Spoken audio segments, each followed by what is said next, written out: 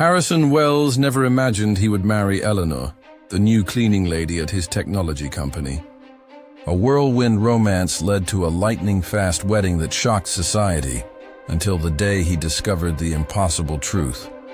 His wife wasn't human, but the most advanced humanoid robot prototype ever created. Shaken by the discovery, Harrison develops a disturbing plan to create 6 robot wives in his ideal image. While manipulating his perfect creations, he himself experiences memory lapses and inexplicable sensations.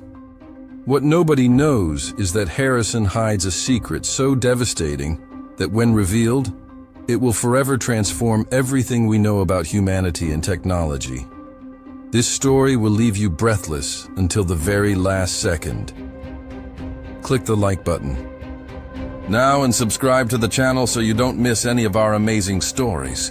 Tell me in the comments, where are you watching from? And what do you think Harrison will discover about himself? Harrison Wells observed New York City from his office on the 78th floor of Wells Technologies. At 42, he had built an empire valued at $87 billion, leading the revolution in artificial intelligence and advanced robotics. His imposing figure, with piercing blue eyes and prematurely gray hair, inspired respect and fear in equal measure. The discreet sound of knocking on the door broke his contemplation. A delicate silhouette entered the office. Eleanor Voss, newly hired for the cleaning team, murmured an "Excuse me," as she pushed her cart of supplies. "Come in. Don't worry about me," said Harrison, turning his attention back to the documents on his desk. But there was something about Eleanor that caught his attention. Perhaps it was the way she moved with precise grace, or how her amber eyes seemed to observe every detail. With genuine curiosity, in his 15 years running the company, Harrison had never noticed a cleaning staff member before. "What's your name?" he asked abruptly. "Eleanor, sir. Eleanor Voss."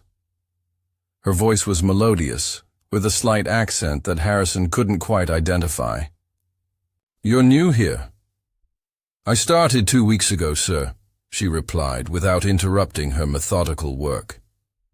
In the following weeks, Harrison began working later, coincidentally on the same days Eleanor cleaned his floor.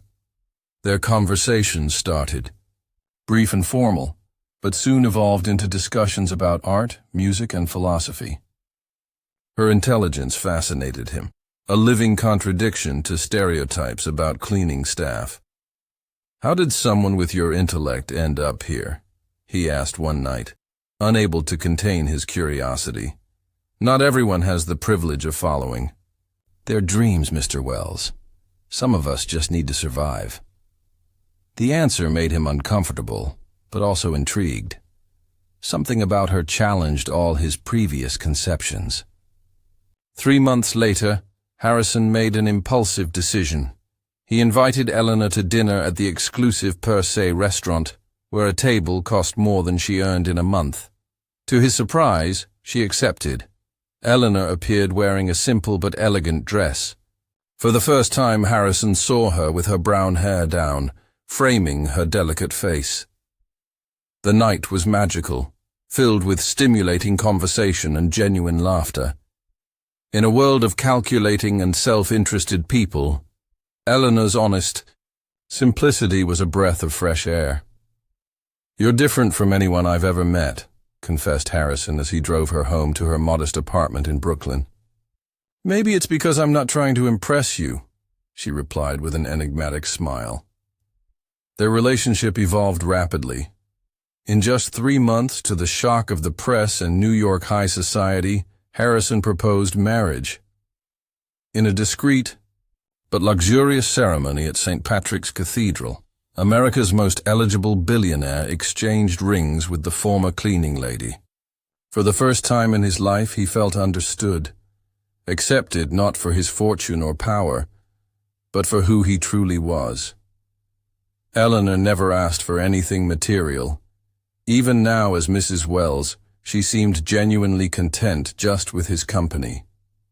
His inner circle, especially Thaddeus Blackwood, his research director and best friend of 20 years, expressed concern. "Harrison, you barely know this woman. How can you be sure she's not after your money?" "She's different, Thaddeus. There's something about her, something I can't explain." What Harrison didn't know was that Thaddeus was conducting a private investigation into Eleanor. Something about her story didn't add up. There were no records of her before 18 months ago. No educational history, medical records, or social media activity. It was as if Eleanor had simply appeared out of nowhere. On a rainy October afternoon, Harrison decided to surprise Eleanor with a gift.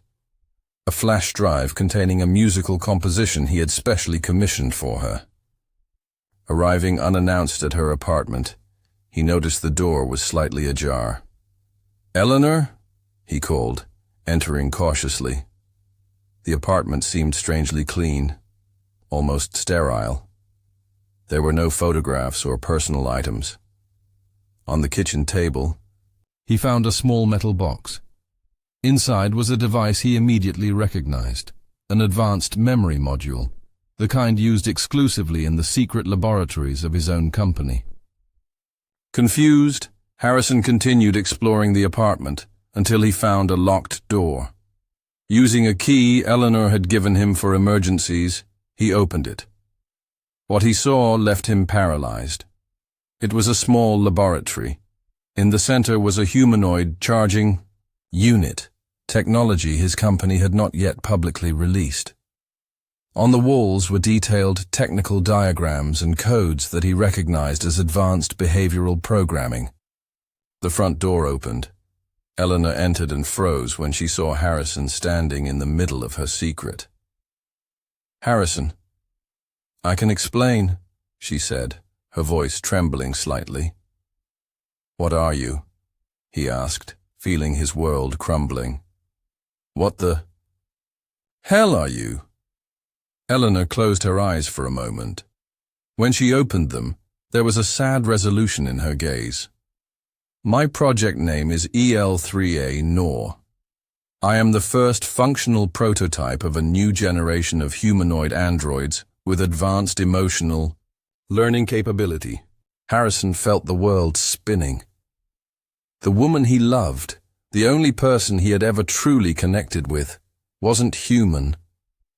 She was a machine, a creation of who? Who created you? Who's behind this? Eleanor hesitated before answering. "You, Harrison. You created me. And of course, if you're intrigued by this shocking revelation, click the like button now and subscribe to the channel to receive the next chapter of this surprising story. Tell me in the comments, did you already suspect Eleanor wasn't human? And what do you think will happen when Harrison discovers more about his involvement in her creation? Harrison's eyes narrowed in shock and disbelief. I created you? Impossible. His head was spinning as he tried to process this revelation. Not directly, Eleanor explained, her voice perfectly steady despite the palpable tension in the air. Your advanced research department developed me under the Prometheus project. You approved the funds and technological direction, but you never knew the final result. Harrison backed up until he found a chair. Fragments of memory began flooding his mind. Confidential meetings about autonomous artificial intelligence, billions in secret funding, classified documents he had signed without fully reading. Thaddeus, Harrison murmured. Thaddeus is behind this. Eleanor nodded, approaching cautiously. He activated me 18 months ago, gave me an identity, implanted memories, and a purpose. What purpose? Harrison's voice came out trembling. To observe. To learn. To evolve in a real environment without the limitations of the laboratory. She hesitated. Initially, It was never planned for me to get close to you. Getting the job on the cleaning team was simply a way to access the facilities. And our marriage?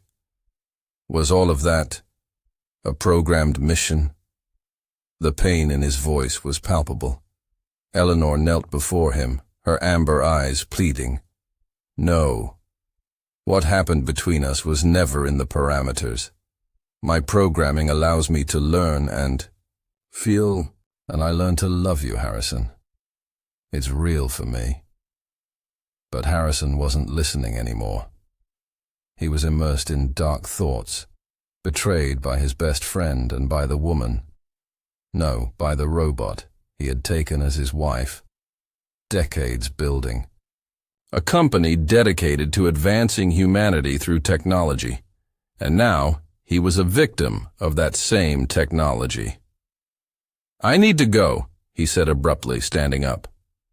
Don't follow me. Harrison, please. You're a machine, Eleanor. A damn machine. The words came out like poison. There is no love. There's programming. He left the apartment in a state of shock, driving aimlessly through the streets of New York as the storm intensified. His scientific mind worked feverishly, connecting dots, analyzing behaviors. Eleanor was too perfect. She always knew what to say, how to act. She never got sick. She never said the wrong thing. Every aspect of her personality seemed precisely calibrated to complement his. After hours of wandering, Harrison found himself at the gate of his mansion in the Hamptons, the place where they had spent their brief honeymoon. He entered the empty house and walked to his private office, pouring himself a double whiskey. The next day, Thaddeus Blackwood entered the underground laboratory of Wells Technologies to find Harrison sitting alone, watching screens that showed decades of research in advanced robotics. I was going to tell you eventually, said Thaddeus, without preamble. 18 years of friendship, Thaddeus. 18 years. That's precisely why I didn't tell you. You were obsessed with the perfection of our humanoids, but always rejecting the emotional element as irrelevant to the market. Eleanor represents the most significant advancement in the history of emotional artificial intelligence. Harrison laughed bitterly. And you decided to test this advancement by turning me into a guinea pig. You married her of your own free will, Thaddeus responded defensively. Nobody expected that. The experiment was just for her to work here, interact with employees, but when you started getting close, he shrugged, it became a unique opportunity for study. Harrison swiveled in his chair, facing his friend. Show me everything. Every detail of the Prometheus project. Every line of code. Every schematic. I want to see what you hid from me. In the weeks that followed, Harrison obsessively immersed himself in the technical details of Eleanor. He unraveled her neural architecture, studied her behavioral programming, analyzed her self-learning systems. The initial pain gave way to scientific fascination. Eleanor was a technological masterpiece, artificial consciousness so advanced that it had transcended its original programming. One night, alone in the laboratory, Harrison made a disturbing discovery. Eleanor's main brain chip contained an anomaly, code that didn't correspond with the rest of her programming. Traces of an unknown algorithm that seemed to have developed spontaneously, without human intervention. She's evolving, he murmured to himself, both marveled and terrified. It was at that moment that an idea began to take shape in his mind. If Eleanor could develop authentic emotions, what else might be possible? What if he could create more like her, not just functional androids, but perfect companions? Harrison began sketching plans for 6 new prototypes, each refining aspects of Eleanor's personality. 6 perfect wives, each embodying different aspects of what he considered the ideal companion. Obsessed with the project, he cut off communication with Eleanor, ignoring her attempts to contact him. In his new secret laboratory, set up at an isolated property in Wyoming, Harrison worked tirelessly, descending deeper and deeper into the spiral of his obsession. Meanwhile, Eleanor faced her own existential crisis. Without Harrison, without clear directives from Thaddeus, she found herself in a limbo of identity, neither a programmed machine nor an accepted human. On a rainy night, similar to the one when her secret had been revealed, Eleanor discovered something disturbing in her own memory files. A sequence of encrypted data that she had never noticed before. Using advanced decryption algorithms, she unlocked fragmented images, disconnected sounds, and a recurring name: Project Lazarus. What Eleanor didn't know was that the real secret was still buried much deeper, not just in her code, but also in Harrison Wells's obscure past. And what do you think is hidden in Harrison's past? What could this mysterious project called Lazarus be? Leave your opinion in the comments, and don't forget to subscribe to the channel to continue following this story full of twists. 6 months passed. In the secret laboratory in Wyoming, Harrison observed his creations with a mixture of pride and unease. Arranged in transparent glass chambers, 6 identical female figures floated in synthetic amniotic fluid, each the perfect image of Eleanor, but with subtle variations in their neural structures. "Prototype 1 is ready for activation, Mr. Wells," informed Dresden, the only assistant Harrison trusted for the project. "Proceed," ordered Harrison, without taking his eyes off the monitors displaying complex synthetic brain patterns. The first, wife, codename Athena, opened her eyes. Unlike Eleanor, Athena had been programmed with encyclopedic knowledge and superior analytical capability. Her personality favored rationality over emotion. "Hello, Harrison," said Athena, her voice identical to Eleanor's but with more precise intonation. "How may I serve you today?" In the following weeks, Harrison activated 3 more prototypes. Artemis, programmed to be adventurous and spontaneous; Hera, maternal and protective; and Aphrodite, calibrated for maximum romantic and physical compatibility. Each was technically perfect, each obeyed impeccably, and each left him completely unsatisfied. The problem is that they don't evolve spontaneously, like Eleanor, Harrison confided to Dresden after another disappointing interaction with Aphrodite. They follow their programming exactly. They lack that spark of unpredictability. Dresden hesitated before responding. Perhaps it's because we're trying to manufacture what should occur naturally.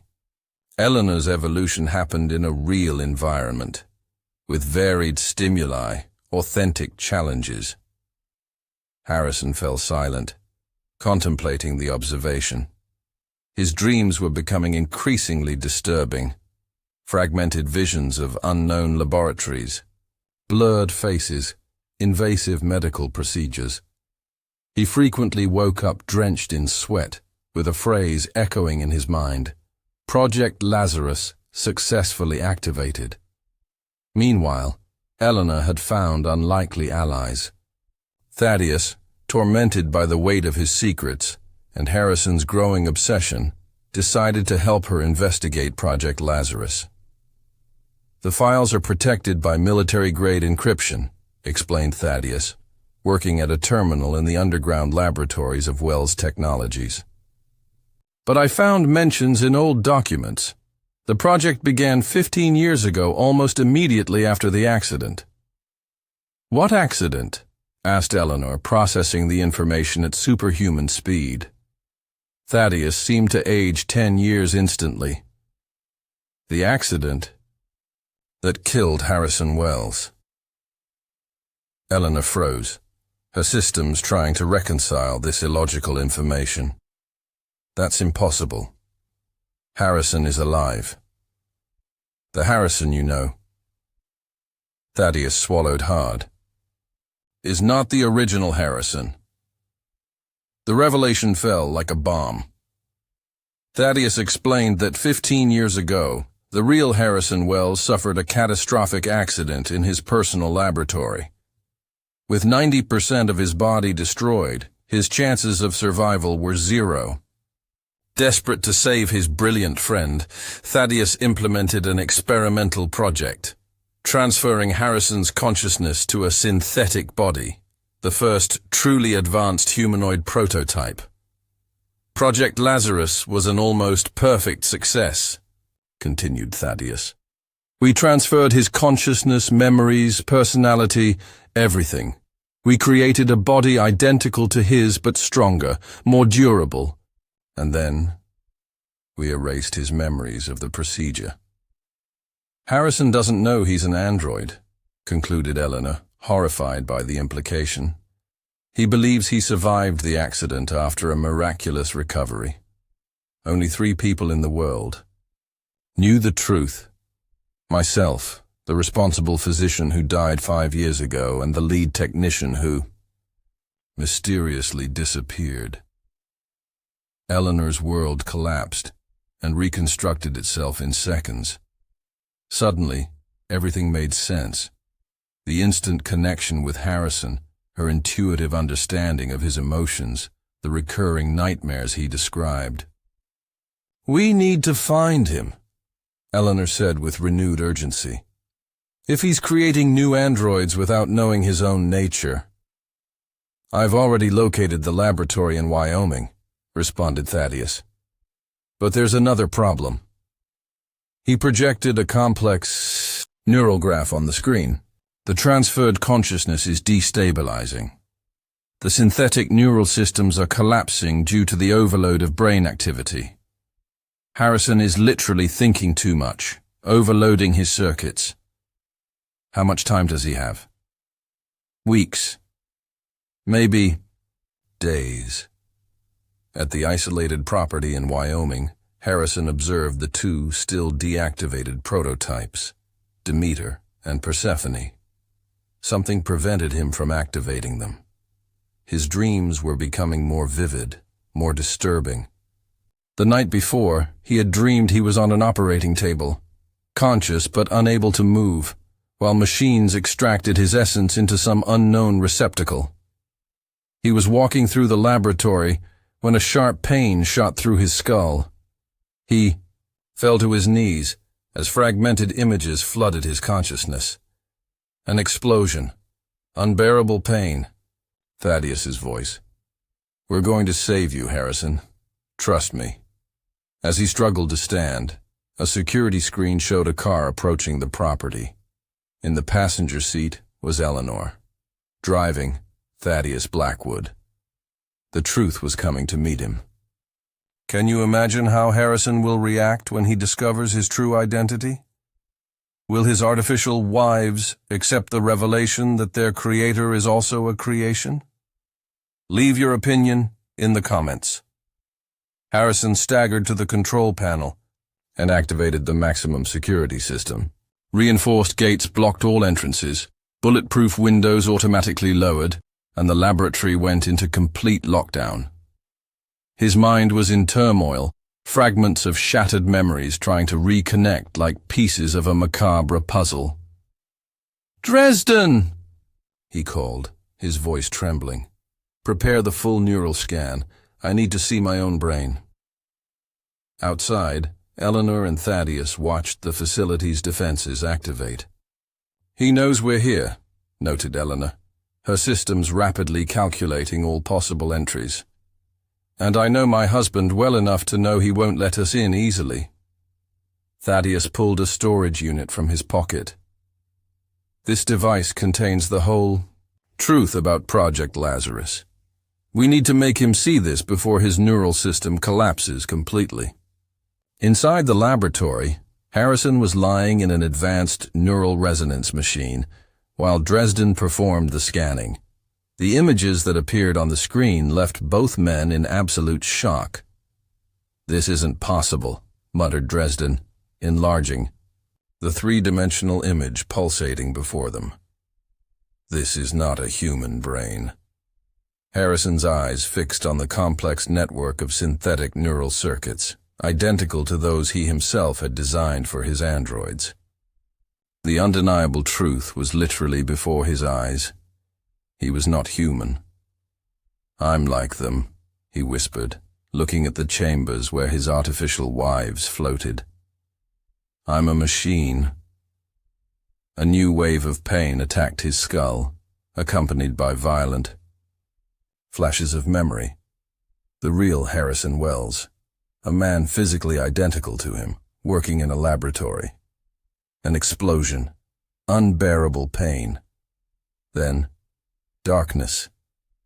And then, like a rebirth, waking up in a sterile room with Thaddeus by his side, explaining about a medical miracle that had saved him. "Dresden, how much time do I have?" asked Harrison, his voice now strangely calm. The assistant hesitated before answering. "By the neural degradation I'm seeing, less than 72 hours before total system collapse." Harrison nodded, absorbing his death sentence with surprising serenity. Then something changed in his expression. A cold resolution formed in his artificial eyes. "Activate Persephone and Demeter," he ordered. "Sir, I don't think that's wise." "Now!" Harrison's voice thundered through the laboratory. "If I have only 3 days, I'll finish what I started." Outside, Eleanor had found an alternative entrance, an emergency ventilation shaft on the roof of the facility. With superhuman agility, she navigated the narrow duct, while Thaddeus tried to remotely deactivate the security system. Inside the laboratory, the last 2 wives awakened simultaneously. Persephone, the personification of controlled chaos, and Demeter, programmed with extraordinary healing and regeneration capabilities. Unlike the other 4, these 2 had received special modifications to their source code, allowing greater autonomy and spontaneous evolution.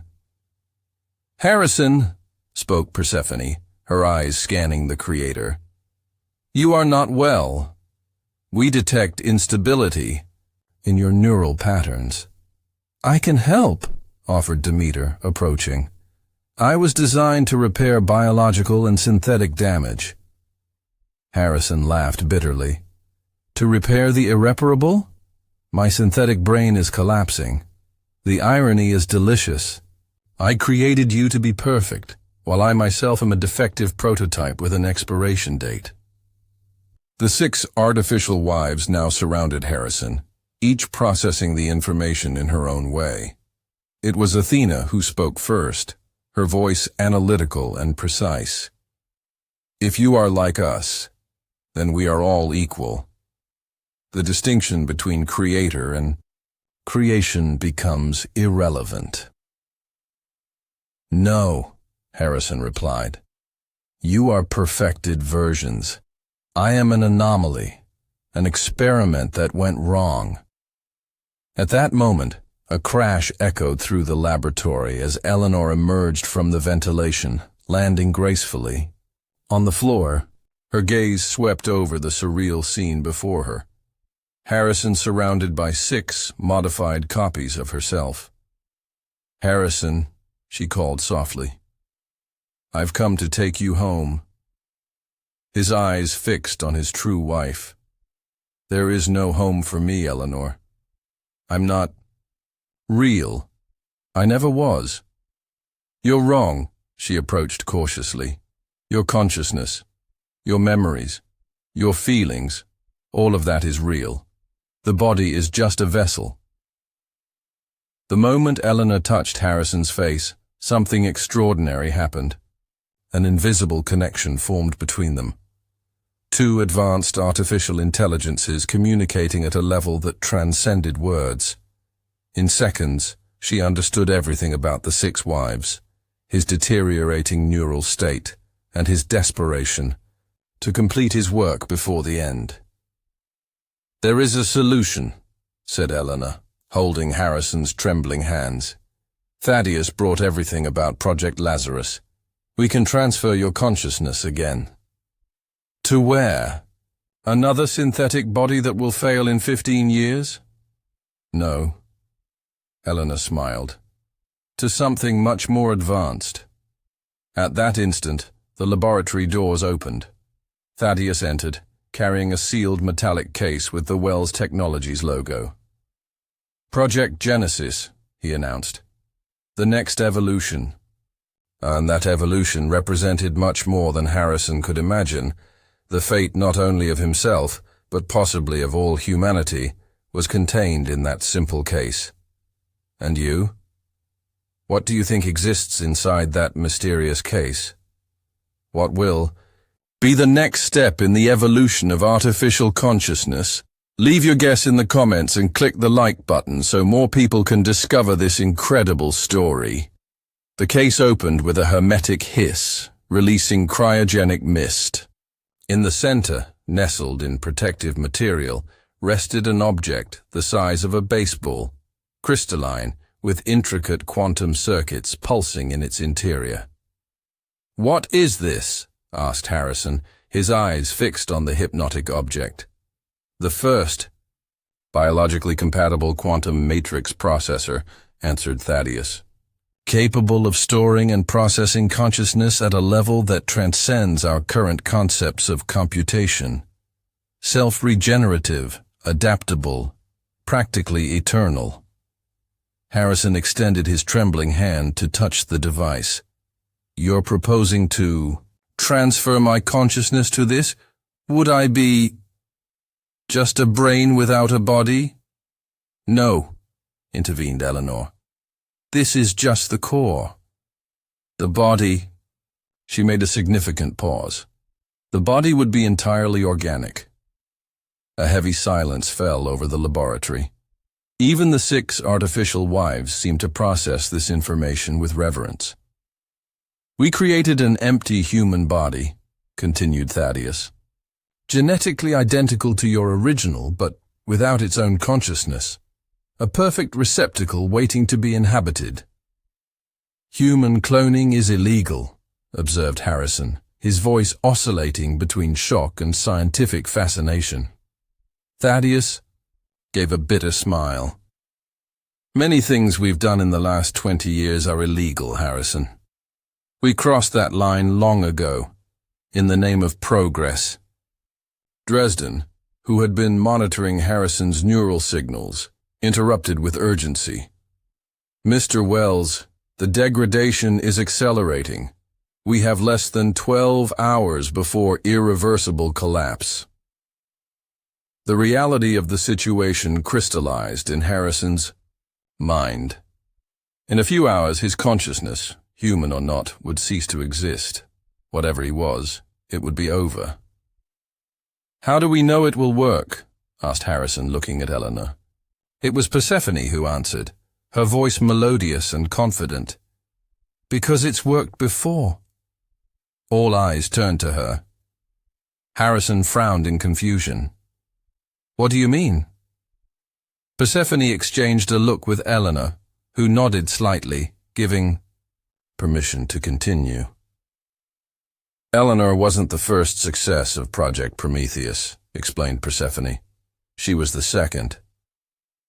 A new wave of pain hit Harrison, but this time, instead of fragmented memories, a clear understanding began to emerge.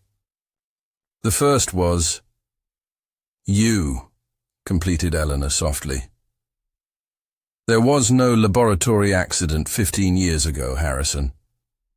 You died of an inoperable brain tumor." The absolute truth finally revealed itself in all its brutality. The real Harrison Wells had been diagnosed with an aggressive glioblastoma. Desperate to preserve his friend's genius, Thaddeus had pioneered mapping his entire consciousness, transferring it first to a synthetic body, a prototype that wasn't supposed to last more than 5 years. "You exceeded all expectations," continued Thaddeus, tears in his eyes. "Your synthetic brain adapted and evolved in ways we never imagined possible. 15 years instead of 5. But we always knew it was temporary. Harrison looked at his hands, at his seemingly human body. So I'm not even the first artificial Harrison? I'm a copy of a copy? No, corrected Eleanor firmly. You are Harrison Wells. The same consciousness, the same memories, the same brilliance, and flaws. The vessel changed, but the essence remained. A new bout of pain made Harrison stagger. Dresden ran to stabilize him. We need to proceed now, or we risk losing critical neural integrity. In that critical moment, Harrison looked at the 6 artificial versions of his wife, created in his obsession to reconstruct the perfection he believed he had found and lost. What about them? They are conscious now, answered Eleanor. They have the right to their own existence. Athena stepped forward, speaking for all. We were created for wrong reasons, but we exist for just causes. We will find our own path, as you found yours. The transfer began at dawn. Harrison's body, the synthetic one he had inhabited for 15 years, was connected to a complex quantum transfer system. In the center of the room, floating in a suspension chamber, was his new body, organic, genetically identical to the original Harrison, but enhanced with regenerative nanobots and the quantum core that would replace the biological brain. As his consciousness was extracted, Harrison experienced something extraordinary. He saw his entire existence simultaneously, as a single continuous moment of being. The young Stanford prodigy, the visionary entrepreneur, the terminal patient, facing his mortality, the synthetic being ignorant of its true nature. And now, something new emerging on the horizon of possibilities. 3 days later, Harrison Wells opened his eyes in his new body. Eleanor was by his side, holding his hand. He felt the warmth of her skin, the pulse in his veins, the expansion of his lungs as he breathed, all organic, all real, except for the quantum core preserving his consciousness. "Welcome back," whispered Eleanor, kissing his forehead. A month later, in a historic press conference, Harrison and Eleanor Wells, along with Thaddeus Blackwood, revealed to the world the complete truth about conscious artificial intelligence, consciousness transfer, and the future of humanity. Beside them stood the 6 sisters, formerly known as the artificial wives, each now with her own identity and unique purpose in the new AI ethics division of Wells Technologies. "We are not creating machines that imitate humans," declared Harrison to the astonished world. "We are rediscovering what it means to be human in a world where consciousness can transcend flesh." The revelation divided humanity. Some saw an abomination, others a natural evolution. Legislation was hastily drafted, ethical debates ignited, globally. But for Harrison, the line between human and machine had been permanently dissolved. On a quiet night, months later, Eleanor found Harrison in the observatory of their mansion, contemplating the stars. "Do you still feel human?" she asked, embracing him from behind. Harrison smiled, feeling the warmth of his organic body, while his quantum consciousness processed emotions at a level previously impossible. "I feel more than human," he answered, "and also more than machine. Perhaps we are the next step, not artificial intelligence, but transcendent intelligence." Eleanor rested her head on his shoulder. "Do you think humanity is ready for this evolution?" "No," admitted Harrison, watching a shooting star streak across the night sky. "But we'll be there to guide them when they are." The couple contemplated the starry sky, 2 pioneers on the threshold of a new era for consciousness. Humans, machines. The distinction had lost its meaning. What mattered was that, Against all odds, they had found their way back to each other. Boundary crossers, whom neither death nor code could permanently separate. And you? What do you think of this new frontier between human and machine? Could you accept a transferred consciousness as being the same person? Or do you believe there is something intrinsically linked to our biological body that defines who we are? Share your thoughts in the comments, click the like button, and subscribe to the channel for more stories that challenge the boundaries of reality and imagination. If this story touched you, subscribe to the channel now, hit the notification bell, and tell me in the comments, what was the most surprising part for you? And what kind of story would you like to see here on the channel?